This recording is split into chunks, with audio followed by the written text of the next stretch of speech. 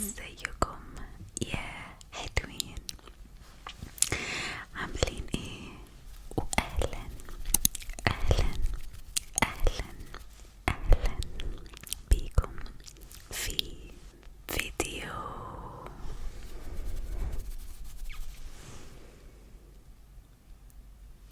جديد. ازيكم يا حلوين؟ وحشتوني جدا جدا جدا من يوم الاثنين اللي فات. في فيديو النهاردة من غير مقدمة طويلة قررت اني اخيرا وبعد طول انتظار اني ارجع سلسلة قضايا لم يتم حلها او الترو كرايم سيريز. اللي متابعني من زمان جدا جدا جدا هتكونوا عارفين اني كنت بعمل فيديوز بتكلم فيها عن جرائم حصلت في وقت ما، والجرائم دي لم يتم حلها او تم حلها، بس بناقش معاكم القضية بالتفاصيل اللي حصلت فيها. فكان بقالي فترة كبيرة ما نزلتش فيديو unsolved mystery، واخيرا النهاردة قررت اعمل فيديو معاكم بيتكلم عن جريمة من الجرائم المعروفة جدا في امريكا. واكيد لو عجبكم الفيديو وعايزين تشوفوا فيديوز جرائم اكتر واكتر اعملوا لايك للفيديو، ويلا بينا نناقش قضية النهاردة. حابة بس قبل ما ابدأ اعمل زي trigger warning، تنويه أو disclaimer، ان الفيديو ده انا بناقش فيه قضية، والقضية دي بيكون فيها جريمة حصلت، وجريمة يعني بحكي حاجة فيها قتل وفيها تفاصيل ممكن البعض يشوفوا ان التفاصيل دي مزعجة بالنسبة لهم ومش حابين يسمعوا قصة او جريمة وبس. دي فرصتكم الأخيرة انكم ما تتفرجوش على حاجة تضايقكم. وطبعا معايا النوت بوك بتاعتي اللي كاتبة فيها كل التفاصيل، فلو لقيتوني ببص تحت اعرفوا ان انا ببص على النوتس اللي انا كاتباها. قضية النهاردة هنتكلم فيها عن جون بيني رامسي. جون بيني رامسي هي بنت جميلة، كان عمرها 6 سنين بس لما لقوها مقتولة في بيت أهلها اللي كان في منطقة بولدر في ولاية كولورادو. والحادثة كانت يوم 26 ديسمبر في 1996، يعني يوم واحد بعد الكريسماس. طيب الأول كده هديكوا باك جراوند أو شوية معلومات عن عيلة رامزي. كانوا عايشين في ولاية كولورادو، والأحداث دي بتدور زي ما قلت لكم سنة 96. أبوها اسمه جون رامزي وكان عنده 53 سنة وقت مقتل بنته، والأم اسمها باتريشيا وكانت معروفة باسم باتسي. كان عندها ساعتها 40 سنة وقت مقتل بنتها. وجون بيني كمان كان عندها أخ أكبر منها بتقريبا 3 سنين اسمه بيرك. جون بيني وقتها كانت في مدرسة ابتدائية اسمها هاي بيكس إليمنتري سكول. الأب جون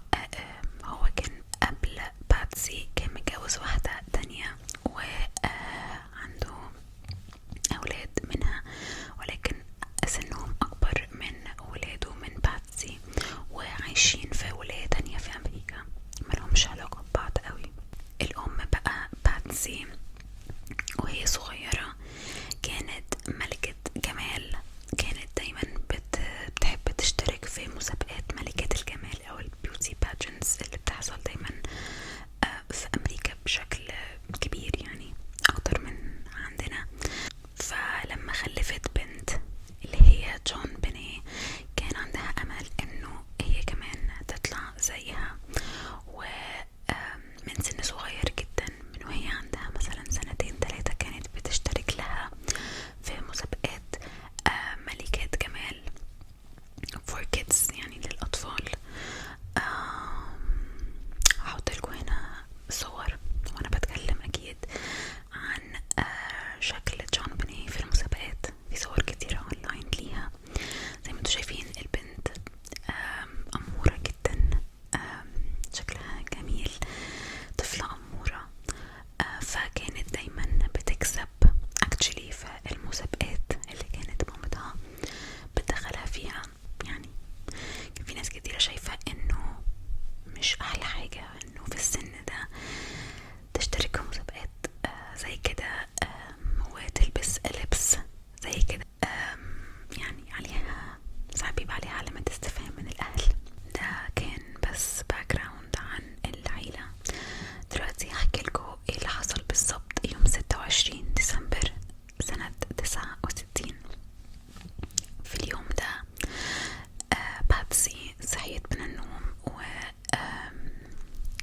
هي متعودة دايما بتروح تطمن على ولادها أو تصحيهم من النوم، تروح تبص عليهم. فاكتشفت انه جون بني مختفية من البيت، مش موجودة في أي حتة.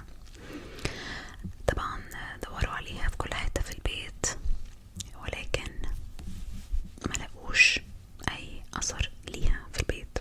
وهي بتدور عليها اكتشفوا ان في نوت او رسالة متسابة على السلم بتاع البيت من جوه.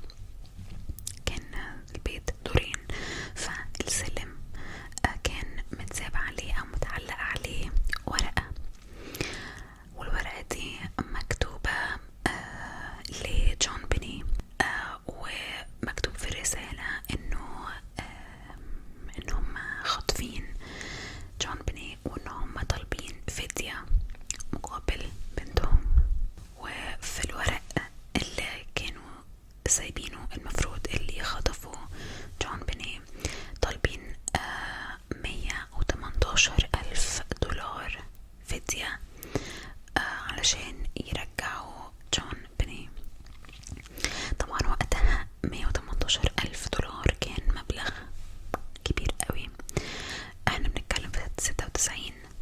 بس الأهل لاحظوا ان المبلغ المطلوب هو تقريبا بالظبط المبلغ اللي الأب أخده كمكافأة من الشركة اللي هو شغال فيها في كريسماس السنة اللي قبلها. ده اللي الأب بعد كده قاله للبوليس لما جم، وكان شايف أو بيقترح إنه أكيد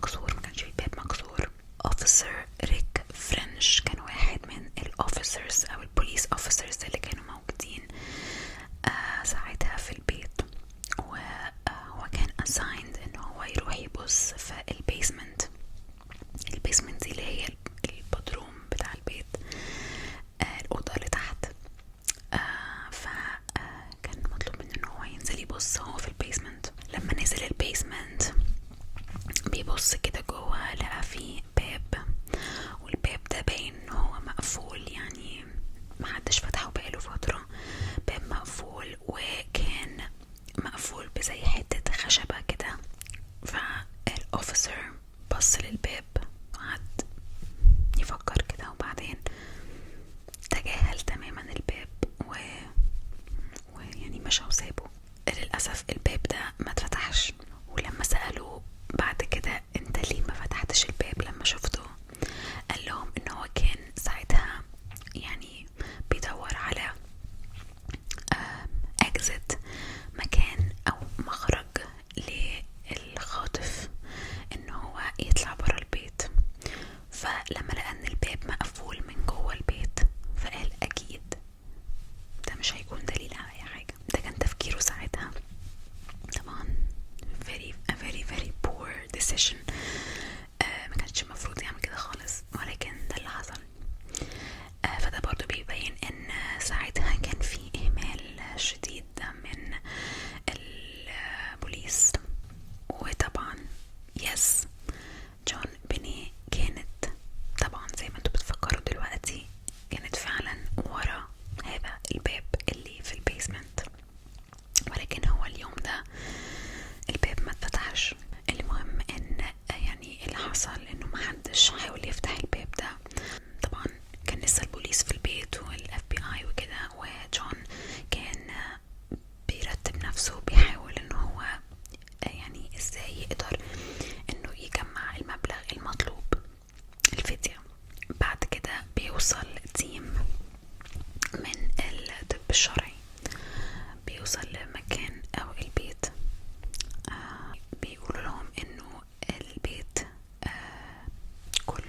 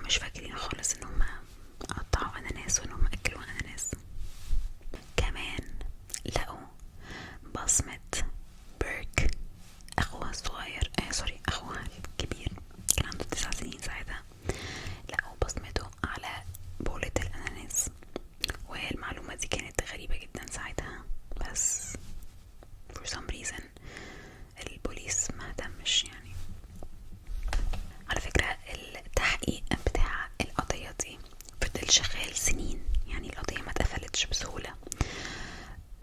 التحقيق فضل شغال سنين كتير جدا، لأنه للأسف القضية دي was very messy. يعني كان كل حاجة ملعوب فيها بسبب ومن غير سبب. طبعا أكبر سبب وأكبر غلط حصل من البوليس ومن الأهل طبعا، إن هم دخلوا ناس لما لقوا النوت واتصلوا بالبوليس. ناس كتيرة جدا دخلت البيت ساعتها، فده غير من يعني من طبيعة المسرح الجريمة. زي ما قلت، لو في أي بصمات، لو في أي حاجة مختلفة ما بقتش موجودة، لأن ناس كتيرة كانت داخلة وطالعة البيت. It's very sad عامة، يعني لأن لحد النهاردة مفيش حد عارف actually what happened، ايه اللي حصل أصلا يومها. مش حد يعرف لحد دلوقتي غير يعني ربنا. لحد دلوقتي it's unsolved. في أكتوبر 97، يعني بعد اللي حصل ده بسنة تقريبا، كان في 1600 شخص مشكوك فيهم، لأن زي ما قلت لكم كان في بصمات كتير جدا في البيت.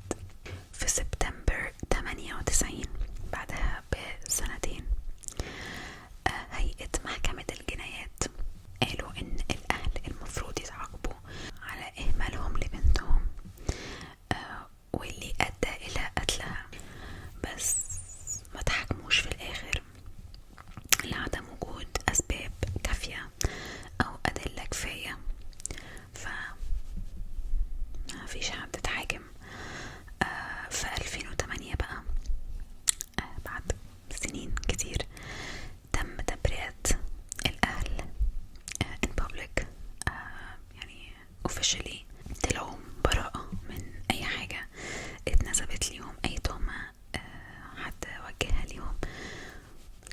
في 2008 زي ما يكون يعني خدوا براءة من القضية قدام الناس كلها. اتعرف ان هم ملهمش يد في اي حاجة، والكيس اتقفلت.